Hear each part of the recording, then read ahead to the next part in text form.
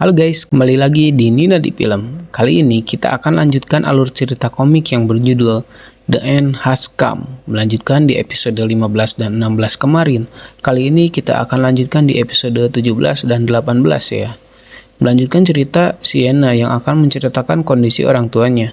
Jadi benar, orang tuanya Sienna sudah nikah lagi. Keluarganya gak harmonis, bapaknya adalah dokter di rumah sakit, terkenal dan sering muncul di TV. Sedangkan ibunya peneliti medis. Mereka bercerai saat Yena masih kecil. Ibunya pergi ke Amerika dan ayahnya menikah lagi. Yena pun hidup dengan mereka berdua. Flashback pada saat Mijun hendak bundir di gedung apartemennya Yena Tea.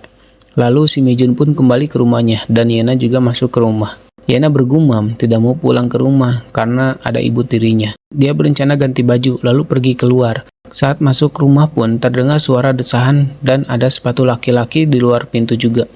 Jadi ibu tirinya itu menggunakan kelemahan ayahnya untuk berselingkuh karena ayahnya sibuk di rumah sakit. Jadi jarang pulang. Ketika Yena mengganti baju di kamarnya, datang ibu tirinya dan langsung marah-marah karena Yena pulang cepat dan tidak pencet pintu dulu sebelum masuk. Yana bilang, dia akan langsung pergi kok. Dan kenapa aku harus memencet bel ketika masuk ke rumahku sendiri? Oh iya, mungkin karena Bibi gak mau ketahuan selingkuh di kamar utama ya. Yana menyindir si ibu tirinya itu. Mereka berdebat mempersoalkan pakaian Yana yang minim itu. Tapi si Yana kan masih mending bisa jaga diri dari laki-laki karena jual mahal. Nah, sedangkan si ibu tiri ini apaan? Malah selingkuh, ngentot di kamar utama lagi. Lalu datang si selingkuhan bertanya dia siapa. Maksudnya ke Yena ya. Dia anak suamiku, kata si ibu. Kemudian Yena memfoto mereka berdua dan mau mengirimkannya ke si bapaknya. Si selingkuhan sangat panik ya kan. Tetapi si ibu mah santai dan menantang Yena buat kirim aja fotonya. Meskipun ayahnya tahu, si ayah tidak akan bisa berbuat apa-apa. Si ibu sudah tahu kelemahannya, jadi si ayah nggak bisa lepas dari si ibu tiri ini. Jika si ibu bercerai lalu mengungkap semua informasi pada publik tentang si ayah, dia akan kehilangan karirnya dan hartanya, lalu hidupnya akan hancur. Jadi si ibu menyuruh Yena buat menceraikannya, hahaha, sambil tertawa jahat. Mendengar itu, si Yena marah dan meleos pergi mau keluar sambil bilang, "Awas wanita jablay." Si ibu pun langsung memaki-maki Yena, "Dasar anak babi, anak setan, bilang apa kau tadi? Cara bicaramu sama saja dengan ibu jalangmu, yang rendahan itu sialan," sambil tertawa lepas. Yena pun sudah di luar sambil berjalan cepat. Yena berencana tidak akan pulang lagi ke rumah boblok itu. Dia berdoa, berharap besok kiamat. Beneran anjir, malah kiamat zombie. Sama kayak harapan si Mijun. Yena pun sampai di tempat karaoke bersama teman-temannya. Kemudian mereka dapat berita soal kekacauan di mana-mana. Satu persatu teman-temannya Yena pergi. Dan termasuk Yena. Saat berjalan di jalan raya itu, tiba-tiba ada zombie menyerang. Untungnya Yena berhasil kabur ke tangga gedung ya kan, dan bertahan hidup 3 hari di ruang kantor di sana. Dia mencoba menelpon ayahnya, bahkan di sikon seperti ini nih, ayahnya nggak jawab telepon. Jika menelpon ibunya, si ibu ada di Amerika, nggak mungkin bakal membantu. Terpaksa Yena menelpon ibu tirinya. Ternyata diangkat. Si ibu tiri bilang, "Cepat ngomong, aku sibuk." Yana berusaha untuk meminta tolong ke dia karena ambulan gak bisa dihubungi dan bingung mau minta tolong siapa. Si ibu tiri marah-marah dan bilang, "Urus diri sendiri. Di sini kondisi apartemen juga sedang kacau. Aku juga harus bertahan hidup." Dan telepon pun ditutup. Kembali pada masa kini. Pada akhirnya, ibu tiri Yana meninggalkannya dan ayahnya gak tahu kabarnya karena gak bisa dihubungi. Jadi Yana gak mau tahu keadaan mereka dan bahkan tidak ingin tahu mereka masih selamat apa enggak. Yana hanya kangen sama ibunya di Amerika. Yana cerita semenjak ibunya pergi ke Amerika, ibunya pernah menelpon Yana beberapa kali. Tapi Yana nggak pernah mengangkatnya. Yana juga belum pernah menelpon duluan. Yana juga nggak bisa meminta bantuan siapa-siapa lagi. Dan dia juga tidak punya siapa-siapa lagi. Mijun menenangkan Yana dan bilang, "Tenang kan masih ada AA Mijun dan Hakchul Anjais." Eta AA Mijun. Karena itu, kita harus bertahan sampai akhir. Lalu mereka pun tertidur. Tampak di luar ada beberapa zombie berkeliaran. Pagi harinya, eta si Yena, sarena meni motah. Si Hakchul mah masih memegang pistol atuh. Kita ke masa lalu Hakchul sebentar. Jadi, sewaktu kecil di Korea Utara, tempat asalnya Hakchul, dia sedang dipukuli habis-habisan oleh orang sana. Orang tua Hakchul sudah mati karena ditembak oleh mereka. Di sini kita belum diberitahu ya alasan keluarga Hakchul dihabisi. Tapi setelah membaca sedikit sih, karena berkhianat kepada negaranya sendiri, termasuk pamannya juga. Ternyata si paman juga kabur duluan ke Korea Selatan, guys. Lalu orang yang memukul Hakjul itu bilang, "Kau dan adik-adikmu itu pantas menderita di tanah air ini. Itulah takdir kalian." Dan ternyata itu adalah mimpinya Hakjul. Lalu terdengar suara mesin mobil di luar dan Hakjul langsung terbangun. Kemudian datang Pak Ripal yang bilang, "Kau juga dengar suara mobil di luar kan?" Lalu Hakjul pun keluar buat ngecek. Terdengar suara pintu mobil terbuka dan tertutup. Bisa bahaya jika zombie mendengar suara mesin mobil di dekat sini. Lalu ada tangga di sekitar rumah. Hakjul pun naik ke atas dan menodongkan senjata ke arah luar. Dan dia pun kaget melihat siapa yang di depannya. Lanjut episode 18. Ternyata di luar rumah ada dua orang dengan satu mobil kecilnya itu. Mereka mengobrol hendak akan menerobos rumah ini. Ketika Hakjul melihat salah satu orang itu memegang pistol, dia langsung menodongkan orang itu dengan pistolnya. Hakjul bilang, "Jatuhkan senjata dan angkat tangan." Mereka berdua pun kaget dan langsung angkat tangan. "Jatuhkan senjatamu, kalau tidak aku akan menembak kepala kalian dalam 3 detik. Setelah menurunkan pistol, Hakjul meminta mereka buat menjauh 3 meter.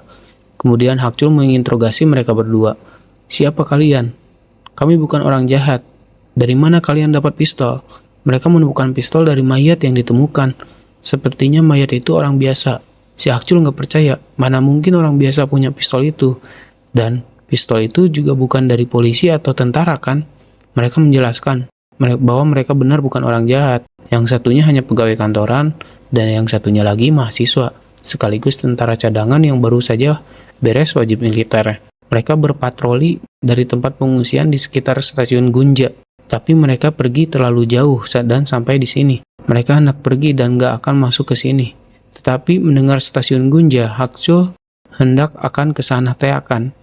Jadi ke stasiun Gunja jalur 5. Kata orang itu, di sana ada pengungsian yang besar. Si Hakjul nggak percaya dan minta bukti.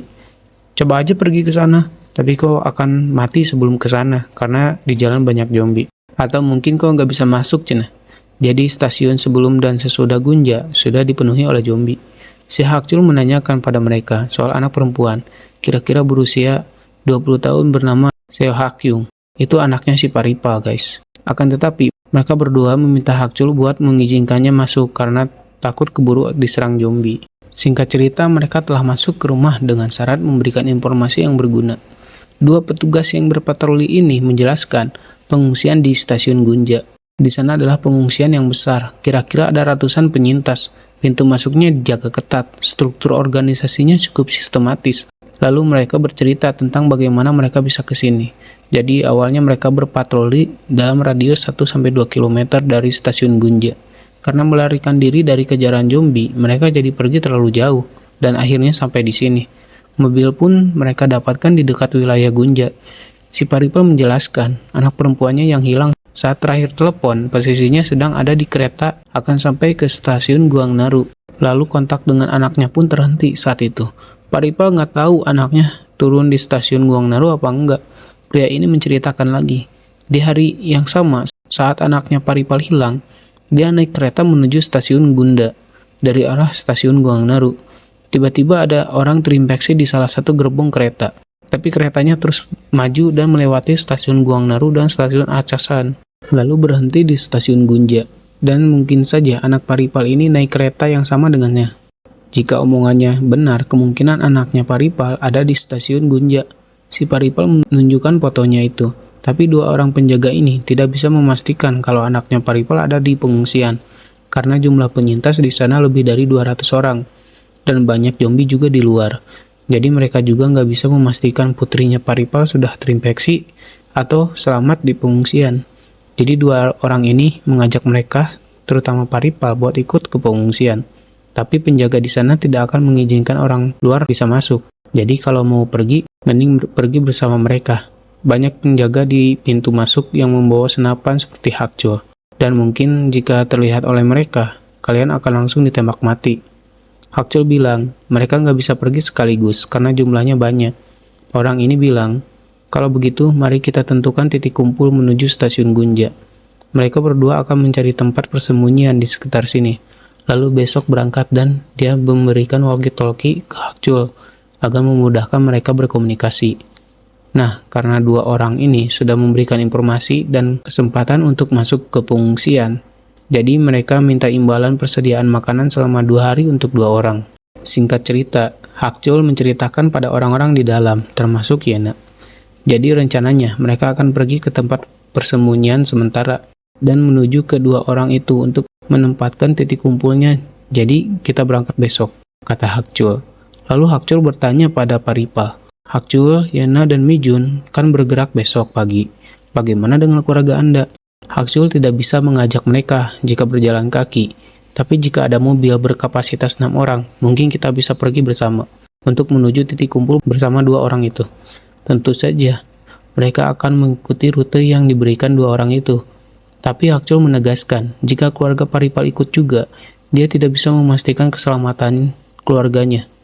Dan hanya Paripal sajalah yang harus bisa menyelamatkan keluarganya sendiri jika dalam bahaya. Mendengar itu, Paripal mencoba mempertimbangkannya dulu. Karena besok mau berangkat, Yana menyiapkan persediaan makan, dan hendak akan meminjam tas juga buat bawa barang ya kan. Tetapi Yana terdiam dan bertanya-tanya, kemana Mijun ya? Ternyata si Mijun ada di kamar anak laki-lakinya Paripal, dan sedang mengobrol soal permainan yang sering mereka mainkan. Lalu datang Yana dan bertanya, sejak kapan kalian akrab, cenah? Kemudian Yana melihat ada poster K-pop Lumina. Ternyata anaknya Paripal ini penggemar Lumina. Mari kita panggil anak Paripal ini bernama Hajun. Si Hajun dipanggil ibunya untuk mengobrol di bawah cenah. Dan Hajun pun pergi ke bawah meninggalkan Yana dan Mijun.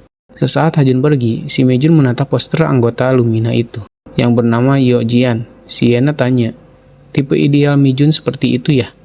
Bukan, kata Mijun. Dia hanya mengingat bahwa Jian adalah temannya waktu kecil. Yana kaget dan sepertinya itu tidak mungkin dan menantang Mijun buat berikan kontaknya. Mijun membenarkan soal itu, tapi dia tidak kontakkan sudah lama. Jadi tidak bisa membuktikannya. Mereka sudah putus kontak ketika Mijun masuk SMP dan Jian pindah rumah. Dan tak menyangka Jian bisa sesukses ini sekarang. Mendengar itu, wajah Yana seperti meragukan atunya. Ya sudahlah kalau nggak percaya mah. Mijun pun pergi keluar kamar. Kembali ke keluarga Paripal. Ternyata dia sudah membicarakan soal berangkat apa enggak dengan keluarganya tadi. Lagi pula tidak ada harapan juga tetap tinggal di sini. Jadi mereka memutuskan untuk pergi ke tempat pengungsian di stasiun Gunja. Soal mobil, Paripal sudah memikirkannya. Ada mobil ambulan di area yang berjarak 1 km dari sini. Meskipun ada zombie di bangku supir, mereka akan bisa membereskannya. Tetapi sepertinya ada beberapa zombie di bagian belakang ambulan itu. Karena terdengar suara-suara zombie, Paripal tidak bisa memastikan ada berapa zombie di sana, di dalam mobil. Hakjol memprediksi, jika di kursi depan ada 2 zombie, kemungkinan di belakang ada 1. Total 3 zombie. Mereka masih bisa membereskannya. Tapi, jika lebih dari 3, kemungkinan akan berbahaya. Hakjol mengajak Paripal untuk persiapan besok berangkat. Singkat cerita, persiapan mereka sudah selesai, termasuk tas untuk dibawa Yana. Lalu si Mijun ngide untuk membuat bom molotov sebelum berangkat. Sepertinya itu ide bagus, kata Hakjol. Malam harinya, ketika akan tertidur, terdengar suara salah 1-2 orang itu yang tampaknya mereka sudah menemukan lokasi titik kumpulnya besok dan menanyakan ke Hakjol soal mobil bagaimana. Hakjol menjelaskan soal ambulan yang akan mereka pakai itu. Dan jika tidak ada masalah, mereka akan berangkat dengan mobil itu, cenah. 2 orang itu akan menunggu di gedung sekitaran perempatan. Dan dia bilang, saya harap tidak akan ada masalah besar. Adegan berganti ke mobil ambulan itu. Dan sepertinya banyak beberapa zombie di dalamnya, guys. Lalu episode pun selesai. Nantikan episode selanjutnya hanya di Nina di Film. Bye-bye.